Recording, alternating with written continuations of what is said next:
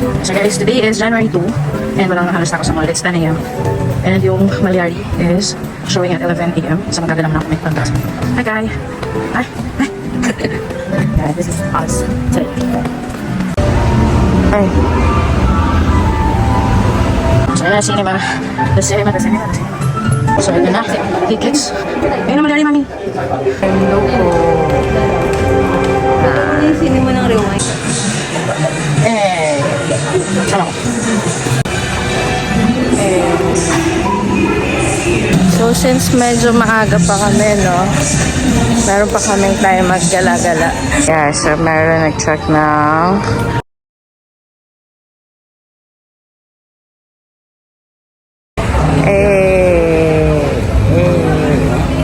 kami ng ano. Nakabili pa kami ng tower map na yung GC namin. Hindi. Yung GC namin dati sa Power Mac na Apple. Nagamit namin siya worth 3,000. Nakabili kami ng speaker. Tatakbo si Kaya siya.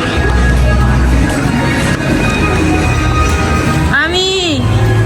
Mi! Hi! So kami lang yun na. Malyari.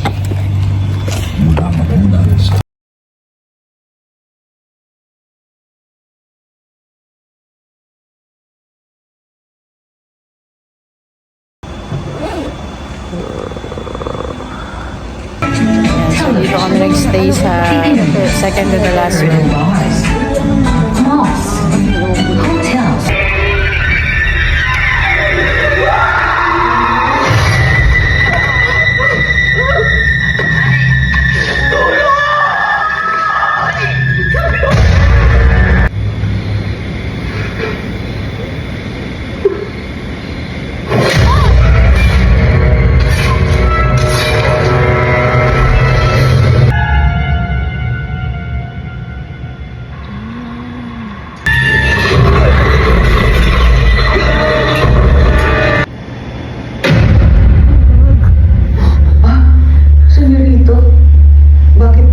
Orasyon, nagdasal ako sa gilid. Diyos kami. Diyos.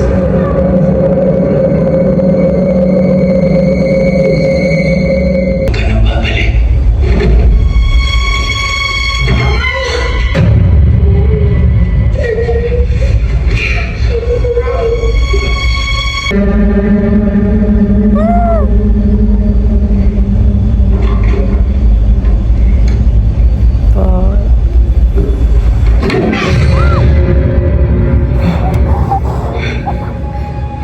Nagising siya.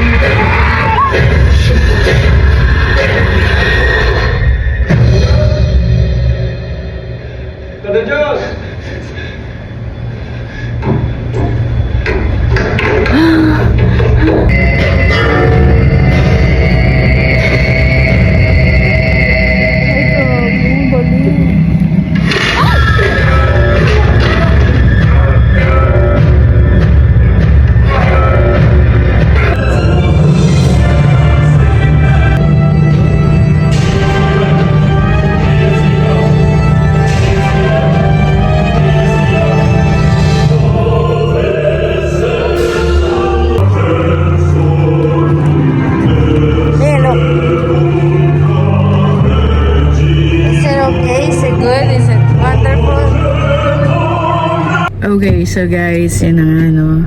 Today is, once again, January 2. So, first thing that we did today ni Kai is watch Malyari, 11 a.m. Start ng movie. Nandito na kami sa mall, exactly 10 a.m. So, siya yung pinag-drive natin ngayon. Ayan. para mabigyan ko kayo ng idea about the movie. I know it's kinda late kasi ganito pala yan, yung MMFF, nagra-raffle sila ng cinema kung saan ipapalabas yung specific movie. So in our case, yung 5 movies na nauna namin panoorin, kaya naman na-stuck kami doon is because yun lang yung available sa SM East, Ortigas East. And then dun sa other cinema, sa SM Taytay, Malyari lang yung meron. And then the rest of the movies that gusto namin panoorin is nandito rin naman sa SM East. Looking to watch Gomburza and yung kay Vilma Santos, When I Met You in Tokyo ba yun, love? Ayun. So yun, going back na sa honest movie review for Malyari. Ako, for me personally, mahirap ako ma-impress when it comes to horror movies or suspense movies. But in this case, makikita mo talaga na napakalaki na ng improvement ng mga, alam mo yan, yung mga tricks na ginagamit, yung suspense niya is maganda, magaling. Actually, when it comes to the story itself, sobrang likot ng utak. Well, all we know, hango siya sa true to life story, from Father Severino Malyari.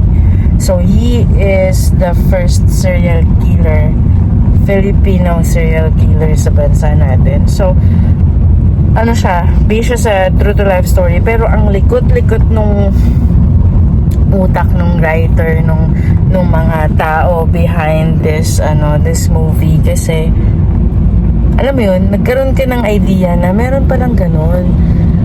May mga tao pala, possible pala na they wanted to put up some people na parang sasambahin nila, gagawin nilang Diyos. And they were able to highlight the culture of the Filipinos. Yung mga ayoko kasi sana maging spoiler pero they were able to highlight the culture of the Filipino people. Like, di ba sa ibang bansa may mga vampires, Dracula, sa atin we have our own. So they were able to give highlight to that culture that we have. So naging mas malinaw siya sa akin na shucks, oo nga, possible na love, possible na baka hindi naman talaga gusto ng mga tao, not just specifically kala Severino Malyari or sa lahi nila Malyari. Who knows, baka mas marami pa, 'di ba? Mas marami pang mga mayayamang Pilipino way back then na sa kanila nag-start o meron talagang angkan ng mga ganon na until now, who knows, baka buhay pa. They're just preserving the culture. So, ang ganda ng twist, ang ganda ng story, ang likot-likot sa utak. So, punta na tayo sa suspense niya. Suspense niya ako, for me, takot kami ni Kai, promise. Hindi siya OA, hindi siya yung mayat maya. Alam mo, may idea ka, pero magugulat ka talaga pa rin. 1 to 10.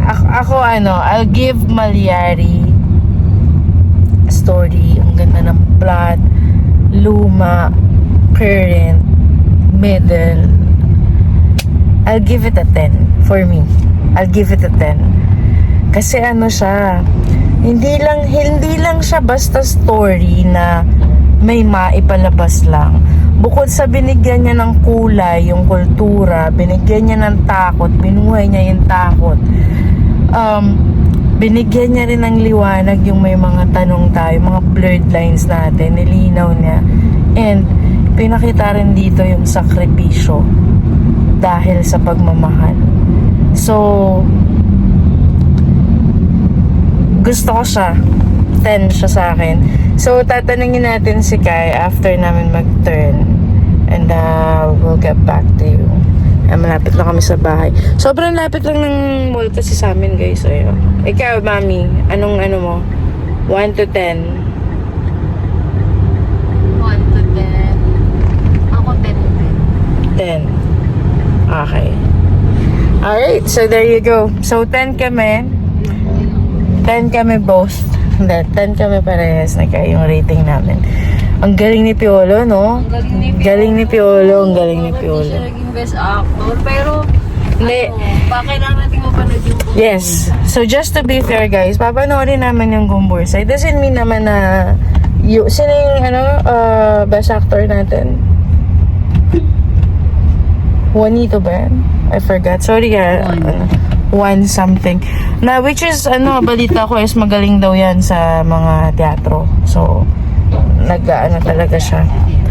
Alright, so yeah, just to be fair, no, papapipilitin natin kasi hanggang January 7 lang daw ang MMFF. So pipilitin natin na mapanood ang Gumbursa and of course yung When I Met You in Tokyo. Hahanap tayo ng sinihan na malapit. So mag-e-effort tayo talaga. Kasi ang habol talaga namin ni Kai is always the first slot, yung 11 a.m. sa movie house para meron pa kaming time magpahinga. Kasi may pasok sa gabi. So yun lang guys, once again, thank you so much for watching. Please do not forget to like and subscribe to our YouTube channel. And suportahan natin ang pelikulang Pilipino. Bumabalik na ang tao sa sinehan. Suportahan natin ang ating mga artista at ang ating mga great producers, directors, and all the great people behind all these beautiful obras.